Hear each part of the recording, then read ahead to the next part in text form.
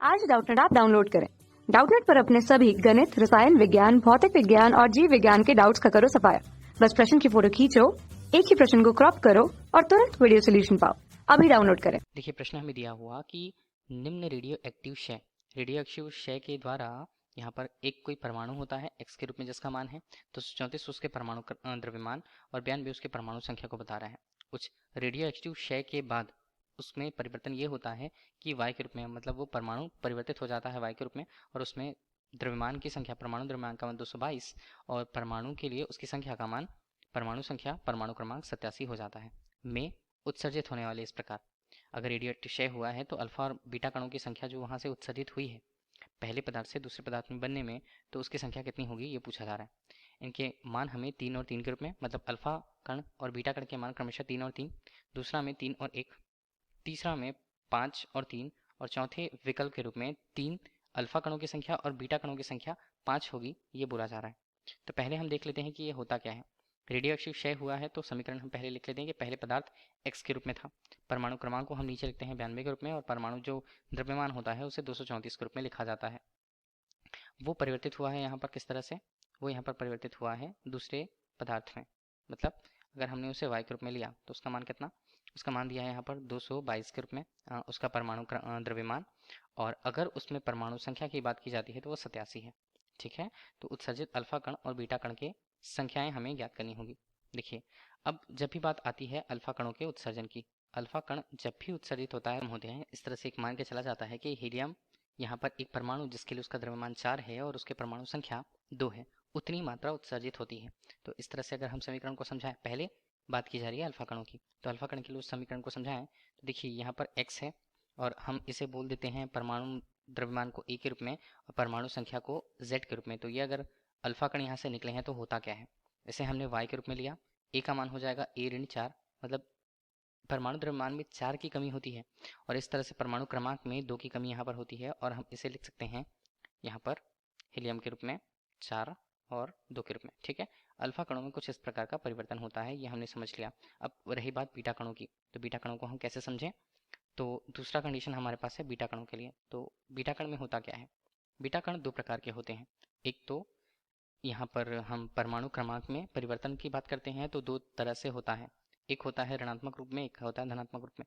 मतलब परमाणु संख्या में कोई परिवर्तन नहीं होता, केवल परमाणु क्रमांक में परिवर्तन होता है, चाहे वो ऋणात्मक रूप से हो या हम कहें तो इलेक्ट्रॉन में धनात्मक रूप से कमी होती है। ठीक है, इलेक्ट्रॉन की कमी, मतलब एक तरह से हम कह सकते हैं परमाणु संख्या की अलग मान के हिसाब से इनकी अलग अलग प्रकृतियां होती हैं।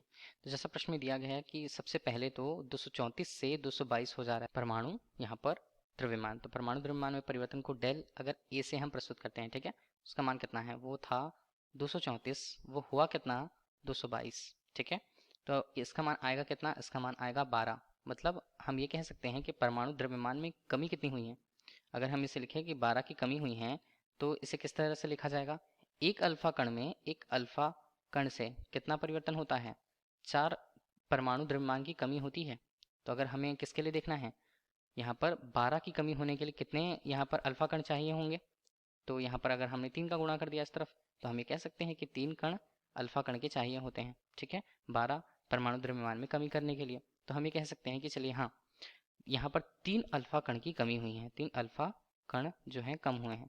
तो 3 अल्फा कण जब कम होते हैं तो क्या क्या परिवर्तन होता है, यहाँ पर 12 जो है 12 ये कमी हुई है किसमें, परमाणु द्रव्यमान में, जबकि परमाणु क्रमांक में कितनी कमी होती है, तो 3 अल्फा कण है, प्रत्येक में 2 की कमी होती है। तो हम तीनों के लिए हिस्से, तीनों अल्फा कण के लिए देखें तो 3 गुणा यहाँ पर हम बोलेंगे 2, मतलब बराबर कितना 6 की कमी होनी चाहिए।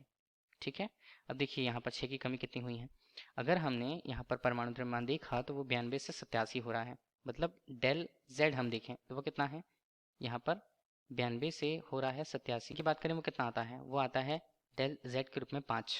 ठीक है, 5 यहाँ पर परमाणु क्रमांक में कमी हो रही है, लेकिन अगर 6 की कमी होनी चाहिए जबकि 5 की कमी हुई है, मतलब कुछ और चीज़ें हुई हैं यहाँ पर। मतलब अल्फा कण के अलावा अगर हम बीटा कण की भी बात करते हैं तो बीटा कण का परिवर्तन क्या हुआ, यहाँ पर एक की कमी आई है, मतलब उसमें से एक बीटा कण धनात्मक रूप से निकला भी होगा। ठीक है, हम ये मान के चलें तो एक बीटा कण के निकलने से क्या होता है, एक बीटा कण अगर वहां से निकलता है तो वहां हम कह सकते हैं ना कि एक परमाणु यहाँ पर परमाणु क्रमांक में कमी होती है, क्रमांक में कमी। तो इस तरह से अगर हम ये कहें एक साथ तो इसमें परिवर्तन क्या हुआ है, जो लिखा है वो हम देख सकते हैं। देखिए पहले तो दिया x के रूप में, मान था 92 और यहाँ पर मान बनता है कितना, ये था 234 के रूप में। वो बदला है किस में, y में। y में उसके परमाणु द्रव्यमान का मान 222 और परमाणु क्रमांक का मान 87। क्या क्या परिवर्तन हुए, 3 अल्फा कण, 3 हमने ले लिया अल्फा कण और धन 1 बीटा कण लिया हुआ है। तो ये हमें जो यहाँ पर रासायनिक क्षय जो हुआ है, ठीक है, तो उसके लिए 3 अल्फा कणों की आवश्यकता हुई थी, 1 बीटा कण की। अब बीटा कण की प्रवृत्ति क्या होगी, यहाँ पर हमने एक परमाणु की कमी कही है ना, तो बीटा कण कौन सा है, ऋणात्मक है। देखिए अगर वो 92 से कितना हो जाता, 6 की कमी होती, तो हम यहाँ पर बोल सकते थे वो 86 होता, लेकिन वो हो गया कितना, वो हो गया है 87। मतलब एक बीटा कण, एक ऋणात्मक बीटा कण यहाँ पर आया है। ऋणात्मक बीटा कण मतलब हम इसे कहें तो इलेक्ट्रॉन 0 ऋण 1 के रूप में, ठीक है। तो हम इसे क्या कहें, हम इसे बीटा कण ऋणात्मक के रूप में लिखेंगे। तो संख्या अगर हम देखें तो 3 अल्फा कणों की संख्या और 1 बीटा कणों की संख्या है। तो यहाँ पर हम देखें तो विकल्प में कौन सा मान हमारे पास आएगा, हमारे पास विकल्प बी इस प्रश्न का सही उत्तर आएगा, जहाँ पे अल्फा कणों की संख्या 3 है और बीटा कणों की संख्या 1 है। धन्यवाद। कक्षा 6 से 12वीं से लेकर नीट, IIT, JEE वो एडवांस के लेवल तक 1 करोड़ से ज्यादा छात्रों का भरोसा। आज ही डाउनलोड करें डाउटनेट ऐप या व्हाट्सएप करें अपने सारे डाउट्स 8400 400 400 पर।